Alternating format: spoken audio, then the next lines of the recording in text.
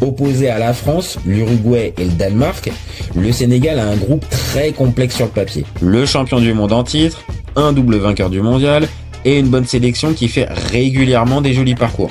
On ne donne pas beaucoup d'espoir à Khalilou Fadiga et ses copains. Surtout que pour le match d'ouverture, c'est la France en face.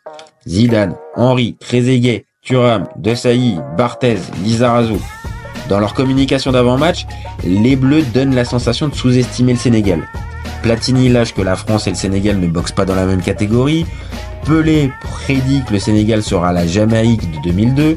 Desailly parle d'un match folklorique. Les journalistes français en font des tonnes sur la supériorité de l'équipe de France. Inconsciemment, les joueurs ont adhéré à cette tendance pour Khalilou.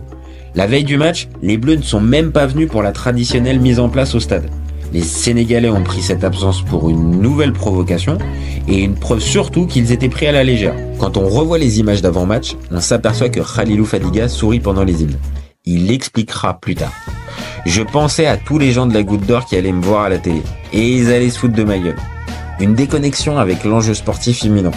Peut-être ça, la clé chez Fadiga, pour comprendre comment il fonctionne. Gonflé à bloc avant le coup d'envoi, Fadiga et ses partenaires vont prendre le match par le bon bout.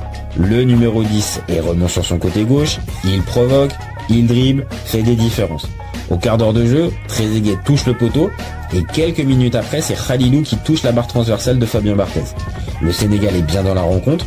30e minute de jeu, c'est Bouba Diop qui profite d'un ballon dans la surface de réparation pour inscrire le but du 1-0. Sensation, le champion du monde en titre perd face à une sélection qui joue son premier match de Coupe du Monde de son histoire. Malgré les entrées de Christophe Dugarry et de Djibril Cissé, la France bute sur le plan tactique concocté par Bruno Metsu. Coup de sifflet final 1-0 en faveur du Sénégal. Un premier coup de tonnerre. Après la rencontre, Henry, Cissé, Wiltord et Pires préciseront qu'ils n'avaient pas sous-estimé le Sénégal. Eux, oui. Les autres, c'est plus délicat. La victoire est historique, tout le monde ne parle que de ça. Tout va bien pour Fadiga. Ah, pas tout à fait. Quelques jours avant le début de la compétition, les joueurs se baladent en ville. Et une idée stupide va intervenir. Voler un collier dans une bijouterie. Le pari débile par excellence. Pris au défi, Fadiga va dérober un collier d'une valeur de 280 € quand on vous dit que ça n'avait aucun sens. 2 jours plus tard, la police identifie et interpelle le voleur suspecté, un certain Khalilou Fadiga. Interrogé, le joueur avoue tout de suite sa bêtise, rend le collier volé. Clémente, la justice sud-coréenne, ne poursuit pas Fadiga. Mieux, le bijoutier offrira même un cochon en plaqué or, synonyme de chance en Corée. Une histoire qui finit bien, car elle n'empêche pas Fadiga de disputer le mondial 2002. Pour le second match face au Danemark, Khalilou est encore essentiel. Passeur décisif sur le but de Salif Diao, il permet aux Sénégalais de croire à une qualif pour le 8e de finale. Avec un nul 1 partout, le Sénégal a 4 points et son destin entre les pieds avant la rencontre contre l'Uruguay. Dans une rencontre un peu folle, Fadiga inscrit un péno à la 20e, après une faute sur Eladji Diouf. 10 minutes après, Bouba Diop marque le but du 2-0, et cerise sur le gâteau, avant la pause, le même Bouba Diop met un 3e but, qui donne un avantage certain de 3 buts au Sénégal. Le Sénégal est donc en route pour les 8e de finale. Ah, pas vraiment. Parce que dès la reprise, Morales va redonner l'espoir à la Céleste en marquant le but du 3-1, puis 3-2 quand Forlan va envoyer un missile à la 69e. Pire, à la 88e, Alvaro Recoba El Chino convertit un péno obtenu par Morales. 3 partout. Incroyable scénario. Heureusement, le Sénégal n'encaisse plus de but et le score ne bouge plus. 3 partout, les Sénégalais affronteront la Suède en 8e de finale, un adversaire solide, mais pas non plus un cador. Pourtant très vite, c'est la Suède qui va prendre l'avantage dans cette rencontre. Henrik Larsson au bout de 11 minutes. Mais Henri Camara va égaliser avant la pause, et au cœur d'une partie disputée, où la Suède va toucher le poteau par Svensson, et où Diouf n'est pas en réussite, on va filer en prolongation. Fadiga reste coaché au banc de touche, il ne rentrera pas. La délivrance va pourtant arriver à la 104e minute, c'est Henri Camara qui prend la balle, dribble 2 adversaires et place une frappe imparable. Le Sénégal reprend l'avantage et ne faiblira pas, l'exploit de nouveau est réalisé, le Sénégal bat la Suède 2-1 et s'envole pour les quarts de finale de la Coupe du Monde.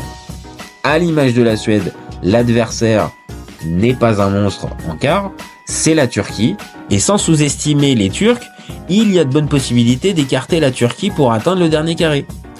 Pour ce match historique, Khalilou Fadiga est titulaire aux côtés du duo El Hadji Diouf, Henri Camara. Craintive, les deux sélections ne veulent pas se livrer totalement. Si la rencontre est verrouillée, Fadiga tente bien de débrider les choses, mais ce soir-là, ça veut pas sourire. Sans surprise, les équipes vont s'expliquer en prolongation. On sent le Sénégal encore en jambes alors que Metsu n'a fait aucun changement. A l'inverse, les Turcs ont fait sortir Emre Belözoğlu et Hakan Şükür. Et ça va payer. Le remplaçant de Şükür, Ilhan Mansız, va reprendre parfaitement un centre d'Omid Davala, 1-0. Uppercut pour les Sénégalais. Touchés, les Lions de la Teranga vont tout donner pour arracher les légalisations, mais les Turcs sont bien en place. Le score n'évoluera plus. La Turquie ira jouer la demi-finale face au Brésil de Ronaldo. Une désillusion gigantesque, alors que l'exploit était à leur portée. Un goût amer en guise de sortie, cependant il faut quand même pas se tromper d'analyse. Le Sénégal a réalisé un mondial 2002 extraordinaire, monumental, historique. Khalilou Fadiga dira d'ailleurs, on a marqué les gens, on était sur les murs des maisons, pas sur les portables comme maintenant. Il y avait des photos de nous partout. On a bousculé les préjugés à notre sujet. Et c'est une immense fierté. Pendant ce mondial, on était très fort mentalement, avec une confiance inébranlable. En plus, on a vécu une vraie symbiose avec les gars. Une vraie famille. Même avec les journalistes, l'ambiance était excellente. On l'a compris, malgré cette élimination, Khalilou Fadiga garde un excellent souvenir de cet été 2002. Et plus généralement de cette époque en sélection. Néanmoins, les choses vont changer. Vite. Très vite. Bruno Metsu part, certains joueurs se posent des questions sur leur rapport avec la sélection. Fadiga, lui, revient à Auxerre où il est attendu pour préparer le match qualificatif pour la Champions League face à Boavista début août. Revenu à temps, il joue les 2 matchs et participe à la qualif de la JA en C1. Présent pour la reprise en championnat, il est un artisan du bon début de saison des Auxerrois. Leader à la 9e journée, les hommes de Giroud débutent très fort. Par contre, en Champions League, c'est plus compliqué. Match nul en ouverture contre le PSV Eindhoven, défaite à Dortmund et nouvelle défaite à domicile face à Arsenal. Il reste 3 matchs pour tenter l'impossible, mais il faut un sans faute. Et ça commence à Arsenal, au stade d'Highbury. 8e minute de jeu, Olivier Capot profite de la passivité des Gunners pour inscrire le but du 1-0. 20 minutes plus tard, Boum Song tente un 1-2, mais il est contré. Le ballon rebondit quelques mètres devant Fadiga, et d'une caresse, ce dernier va placer un lob parfait qui va tromper le gardien anglais David Seaman. 2-0 pour la JA Auxerre, et on commence tous à se dire, et si la JA le faisait? En seconde période, Nwankwo Kanu redonne l'espoir à Arsenal, mais en dépit de plusieurs grosses occasions, Auxerre conserve son avantage et l'emporte 2-1 à la surprise générale. Plus que 2 matchs. En revanche, face au PSV, Fadiga et la JA vont s'écrouler. 3-0. La qualif va s'envoler, mais il reste un dernier objectif, obtenir la 3e place, synonyme de reversement en Coupe UEFA. Pour ça, il faut battre Dortmund à la Baie des Champs. Dans un match tendu, c'est Benjani qui va donner la victoire dans le dernier quart d'heure. Reversé donc en Coupe UEFA, cette expérience n'est pas 100% négative, loin de là. En battant le EBS Séville, Auxerre verra donc 2003 en Coupe d'Europe. Sur la scène nationale, Fadiga est moins étincelant, peut-être un contre-coup de tout ce qu'il a vécu depuis un an. Entre la défaite en finale de la CAN, le Mondial 2002, la Champions League, le joueur de 26 ans a un petit creux. Mais c'est un joueur de devoir, il ne se plaint pas et il enchaîne les matchs. Il participe au joli parcours en Coupe de France et à la belle fin de saison en championnat, avec 6 victoires pour les 8 derniers matchs. En Europe, Fadiga voit le Liverpool de ses potes, El Hadji Diouf et Salif Diao, éliminés Auxerre en 8e de finale. Il ne reste plus que la finale de Coupe de France à jouer face au PSG de Ronaldinho. Une belle affiche sur le papier, avec un trophée au bout. Khalilou est titulaire, en soutien de Djibril Cissé. Alors que sur les côtés on retrouve Lachuer et Capot. En début de match, Ronaldinho trouve la barre de Fabien Cool sur coup et la défense parisienne le bloque bien. À la mi-temps, Giroud tente un coup, il sort Khalilou pour faire rentrer Kanga Akale. À l'heure de jeu, le Parisien Hugo Léal s'essuie les crampons sur Philippe Mexès. L'arbitre Bertrand Layec sort le carton rouge. À 10 contre 11, Giroud tente le tout pour le tout. Il sort un milieu de terrain, l'ami de Khalilou Fadiga, Hamdi Faye, pour faire rentrer Benjani. 5 minutes plus tard, pour cette génération dorée, et pour Khalilou Fadiga, c'est la meilleure façon de quitter Auxerre par la grande porte. Et ainsi remercier Giroud de sa confiance. C'est grâce à lui si je me suis si vite adapté. Il a su voir mes points forts et mes points faibles. il ne m'a jamais fait jouer contre nature, ni empêché de dribbler ou prendre mes responsabilités. Ironie du sort, les dirigeants du Red Star sont présents lors de la finale de Coupe de France. À la fin de la rencontre, ils demandent le maillot de Fadiga, qui refusera poliment.